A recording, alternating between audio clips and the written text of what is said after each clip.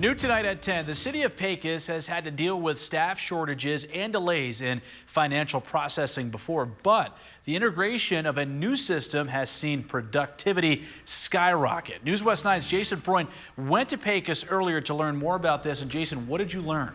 Alex, it's called robotic process automation. The city of Pecos was one of the first cities across the country to use this technology, and the bots have been a massive boom in getting rid of any redundant work. Out in Pecos, City Hall workers were stretched thin with their tasks. That's where the bots come in. It allows us to do more with the current staff that we have.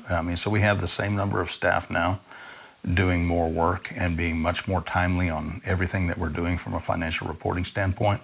It also makes sure that we're being better stewards of the taxpayer dollar by not incurring any penalties due to unforeseen errors or unforeseen circumstances. Now, city workers aren't just getting their work done quicker, but they're also getting it done more efficiently as well. We're giving them an additional tool to help facilitate and make their job more or easier, more efficient, more effective, so that they can do the tasks that they want to focus on, but haven't had the time to do it because they're doing these redundant tasks.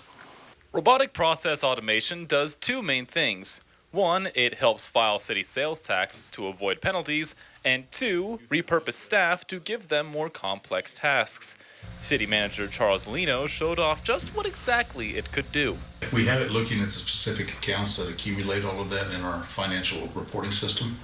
And so it goes in there and pulls the information. It's the same process that a human does, that a person would do. It's also been keeping staff more happy and, more importantly, keeping them working within the city instead of leaving for another job. Trying to keep the adequate and well-trained staff in place. I felt I was overworking some of our finance staff with the tasks that we had on them, carrying more burden than they needed to. And I thought it was a perfect opportunity to move forward. And before any comparisons to Skynets are made, this is not artificial intelligence, despite what some may think. AI is right there, the unknown. It's a popular thing that's out there with all of the different AI engines that are out there. This is not AI. This is strictly automating processes. So it doesn't replace a human, it only gives them an additional tool to do it. It's never going to replace a human. Lino just gave a presentation recently where they presented what they've been up to with their new system. But it was at that presentation that they also accepted a fancy award for what they've achieved. Not bad for a small town in West Texas. They put out awards and they give out 5 each year.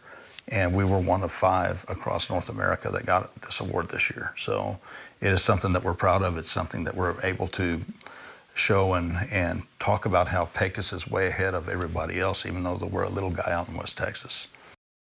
The city of Pecos is almost out of the beta testing era of this new system, and when the beta is over with, they do plan on implementing this system in more parts of their government.